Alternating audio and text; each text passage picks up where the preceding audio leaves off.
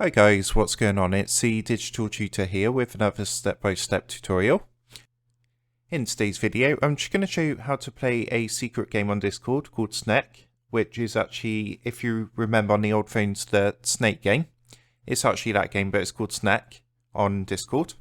If you find this video helpful today, please leave a like and drop a comment below. And if you are new to the channel, don't forget to hit that subscribe button for more step-by-step tutorials, how-tos and tips and tricks for everything tech and digital related. So to do this, you can do this via the Discord browser, but you need to use the browser. You can't do it on the actual Discord app.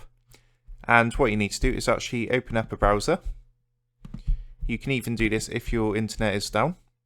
So if your Wi-Fi is down or Discord's down, you'll be able to do this. And what you need to do is come to discord.com and then you need to put a / and then put 404, which is all numbers, and then hit enter. And you'll see what's going to happen. It's going to come up with this screen. So this happens as well when your, like I say, your Wi-Fi's down or Discord's down.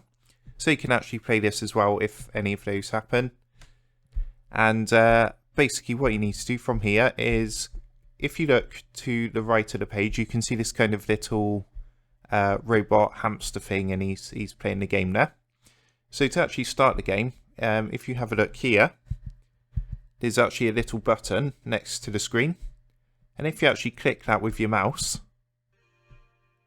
that's actually going to load up the Snek game. And then all you do is click the mouse button. It's going to take you to this screen which shows you the controls. So you can use either the arrow keys or WSAD to move. If you want to quit the game, you just press escape. And to start Snek up, all you need to do is hit enter. And then you just start moving.